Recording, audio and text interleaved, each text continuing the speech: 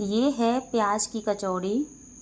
ये मीठी चटनी के साथ सर्व की जाती है, बहुत टेस्टी लगती है। इसकी जो स्टफिंग होती है बहुत ही यूनिक होती है, चटपटी चटकारेदार स्टफिंग होती है इसकी और बहुत टेस्टी लगती है। ये बिल्कुल मारवाड़ी स्टाइल में मैंने बना के तैयार की है और इसको मैं सर्व करूँगी इमली की खट्टी मीठी चटनी के साथ। बहुत टेस्टी बनती है इमली की खट्टी मीठी चटनी। अगर आपको मेरी ये वीडियो चाहिए इमली की चटनी की, तो आप मुझे कमेंट करके बता सकते हैं। मैं अगली रेसिपी इमली की चटनी की बता दूंगी आपको। तो ये मैंने सर्व कर ली है और इसके साथ ही मैंने इसमें थोड़ी सी मिर्ची का तड़का लगाया है। मिर्ची छौंक के रखी हैं, बहुत टेस्टी लगती हैं इसके साथ। और मारवाड़ में ना इसी तरह से सर्व की जाती है। उधर जोधपुर की साइड में हमने खाई थी, उधर की साइड बहुत टेस्टी और इसी तरह से सर्व की थी हमारे लिए। हेलो एवरीवन, मैं हूँ रजनी। आप लोगों से छोटी सी रिक्वेस्ट है, अगर आप मेरे चैनल पर पहली बार आए हैं तो प्लीज़ प्लीज़ प्लीज़ सब्सक्राइब कर लेना और बेल आइकन को भी दबा लेना ताकि आने वाली सारी वीडियो आप तक पहुंच सकें। और जिन लोगों ने मेरे चैनल को सब्सक्राइब कर रखा है उनके लिए बहुत बहुत बहुत धन्यवाद। कचौड़ी बनाने के लिए सबसे पहले हम आटा लगा के तैयार करेंगे। तो मैंने ये 500 ग्राम यानी कि आधी किलो मैदा लिया है और इसमें स्वाद अनुसार यानी कि 1/4 चम्मच मैंने डाल दिया है नमक। नमक मैंने टेस्ट के अनुसार डालें और इसमें 3 से 4 चम्मच मैंने इसमें घी डाल दिया है। घी को गर्म करके डाला है मैंने और आप अगर चाहो तो रिफाइंड भी डाल सकते हो मोहन के लिए। और इसमें आधी किलो में कम से कम 4 चम्मच मोहन लगेगा। और इसमें अब मैं डालूँगी अजवाइन। अजवाइन ज़रूर डालना इसमें। और इस तरह से जब आप मोहन डालोगे ना तो इस तरह से आपका एक पेड़ा सा बन के तैयार होगा इस तरह से। इसका मतलब ये है कि आपका मोहन है यानी कि आपने जो ऑयल डाला वो परफेक्ट डाला है। और अब डालेंगे इसमें धीरे धीरे करके पानी। तो ये 500 ग्राम के लिए मैंने 200 ग्राम का गिलास लिया है पानी का। तो इतना पानी तो कम से कम इसमें लग ही जाएगा। और एक टाइट डो बना के तैयार करना है, जैसे हम समोसा का बनाते हैं उस तरह से। और रोटी से थोड़ा सा टाइट रखना है और समोसा जैसा ही लगभग बना के तैयार करना है। तो देखो इस तरह का मैंने बना दिया है, ये टाइट डो बन लग गया है।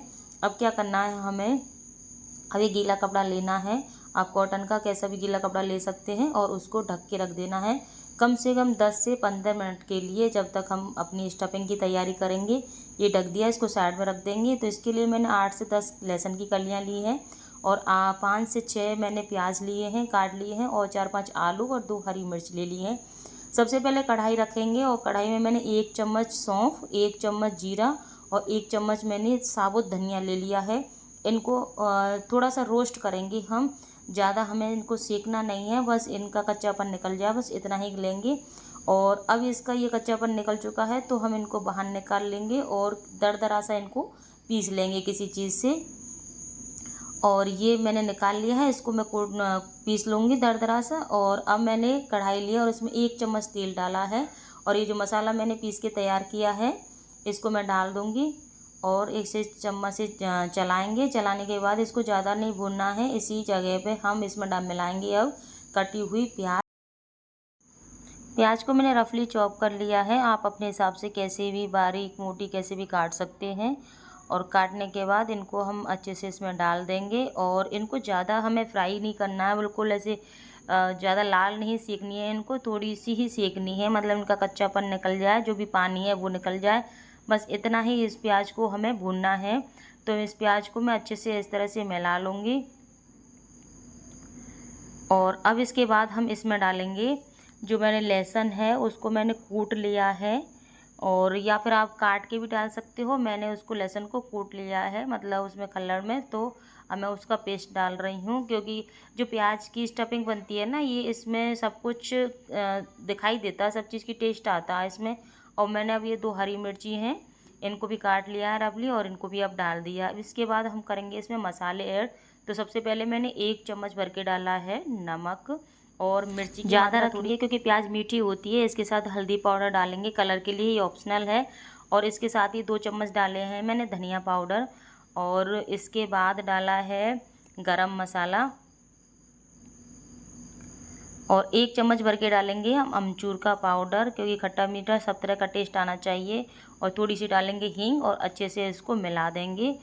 और गैस को बिल्कुल लो टू मीडियम रखना है, बिल्कुल कम फ्लेम पर रखना है और अच्छे से इसको भूनते जाएंगे। हमें सिर्फ इसका पानी निकालना है, इसको ज़्यादा नहीं भूनना है। इस जगह पे अब मैं डाल रही हूँ इसमें 2 से 3 चम्मच बेसन।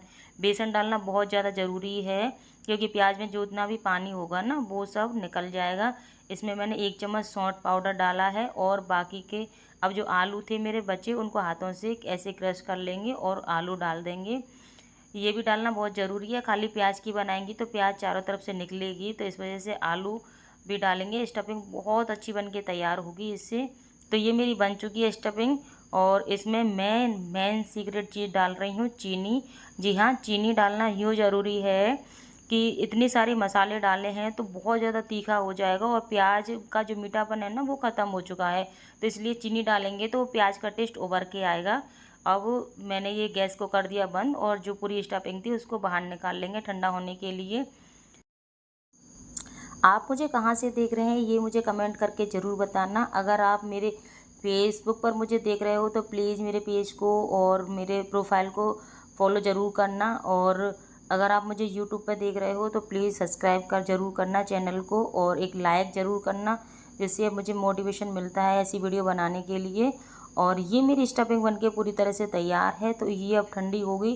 5-10 मिनट के लिए इसको साइड में रख देंगे, और अब चलते हैं हमारे आटे की तरफ। आटा हमारा अच्छे से सेट हो चुका है, तो इसको एक बार अच्छे से गूँथ लेंगे, और गूँथने के बाद इसको लंबी सी लोई बना लेंगे। हमें ऐसे लोई बनाने की ज़रूरत नहीं है, पहले इसको आटे को लंबा लंबा कर लेंगे।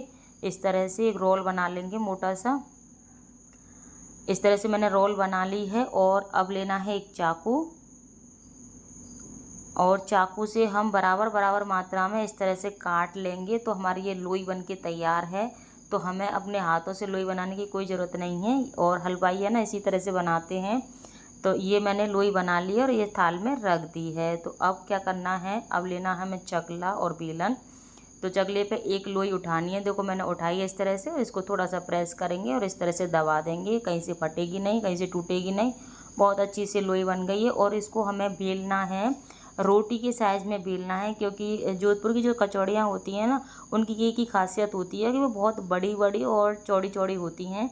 तो हमें रोटी के हिसाब से ये लोई है जो बेल लेनी है, खूब बड़ी जितनी आप बेल सको, और लोई थोड़ी सी बड़ी लेना ताकि ये मोटी बेले, थोड़ी सी ज़्यादा पतली नहीं बेलना है इसको। और अब इसमें अपने हिसाब से स्टफिंग भर सकते हैं, कम या ज़्यादा, लेकिन लोई के रोटी के हिसाब से मैंने ये 2 चम्मच इसमें स्टफिंग भरी है, और ये भी बहुत ज़्यादा भरी है मैंने इसमें। और इसमें इस तरह से प्लेटें पाड़ते हुए, जैसे हम मोमोज की प्लेट पाड़ते हैं इस तरह से हम इसको अंदर से बंद कर देंगे, और बंद करने के बाद इस तरह से इसको मोड़ देंगे। ये मुड़ चुकी है, और हाथों से टाइट प्रेस करेंगे। मेरा जो बैटर है मतलब स्टफिंग है वो अभी गर्म है, इस वजह से इसमें से निकल चुकी है थोड़ी सी। इसको कैसे हमें कवर करना है वो भी मैं इसी वीडियो में बताऊंगी आपको आगे।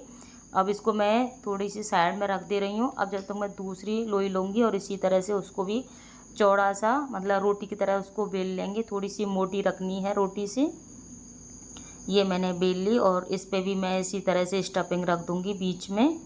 ये मेरी देखो बिल चुकी है, रोटी की साइज़ में बनाई है मैंने, और इसमें मैंने 2 चम्मच के लगभग स्टफिंग रख दी है इस तरह से, और इसको भी ऐसे ही पैक कर देंगे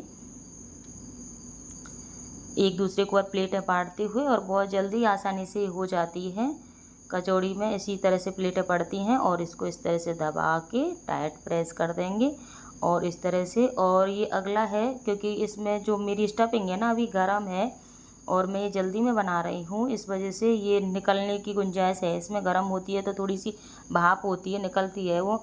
तो इसको धीरे धीरे हाथों से इसको प्रेस करेंगे। प्रेस करने के बाद इस तरह से, और इसको हल्के हाथों से मैं बेल लूँगी, इसको चौड़ा कर लूँगी इस तरह से, देखो इस तरह से।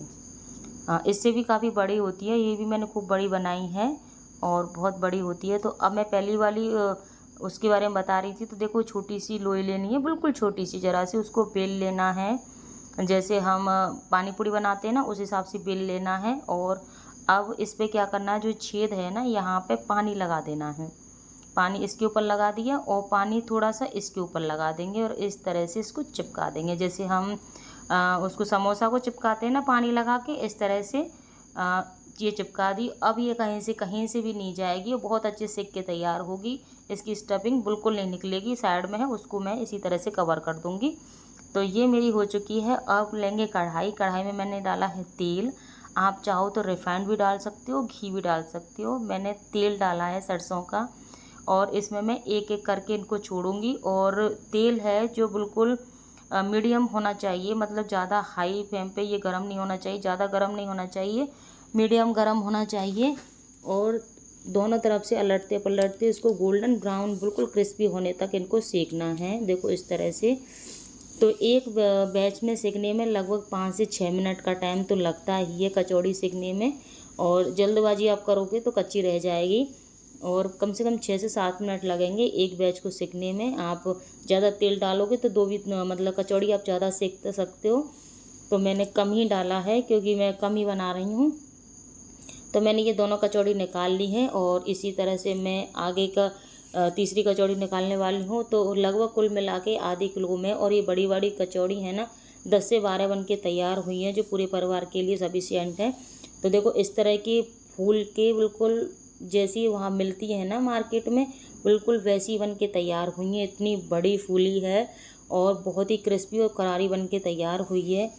तो मैं आपको ये दिखाती हूँ। तो ये निकल चुका है। अब इसको सर्व करके मैं आपको बताऊँगी। इसका पूरा ऑयल निकल चुका है। थोड़ी देर मैंने इसको जज्जर में रखा ऐसे ही, और अब देखो मैंने ये निकाल ली है। इसके साथ मैंने 2-3 मिर्ची भी तल ली हैं, और इस तरह से देखो, और बबल्स भी आए हैं। बहुत करारी है, जैसे मार्केट में दुकान पे मिलती है ना, उसी तरह की बन के तैयार हुई हैं। देखो इस तरह से। तो आप भी इनको एक बार ज़रूर बना